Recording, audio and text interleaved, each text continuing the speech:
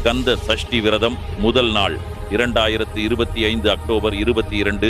தாரகாசூரன் வதை. முருகனின் 6 நாள் தெய்வீக யுத்தம். நீங்கள் முருக பக்தர் என்றால் வீடியோவை லைக் செய்து சரவணபவா என்று கமெண்ட் செய்யுங்கள். தாரகாசுரன் மிகுந்த தவம் செய்த அசுரன்.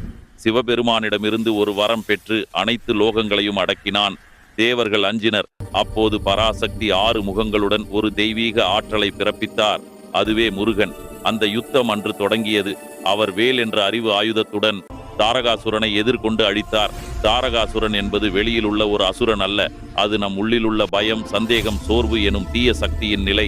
விரதம் இருப்பவர் குளித்து வெள்ளை அல்லது மஞ்சள் உடை அணியவும், முருகனின் படம் முன் தீபம் ஏற்றி ஓம் சரவணபவ என்று 108 முறை ஜபிக்கவும், கந்த சஷ்டி கவசம் வாசிக்கவும், நெய் தீபம் ஏற்றி செந்தாமரை மலர் அர்ச்சனை, பால் அல்லது பழம் நிவேதனம் செய்து சிறிய தியானம். ஒரே முறை சைவ அன்னம் அல்லது பால் விரதம்.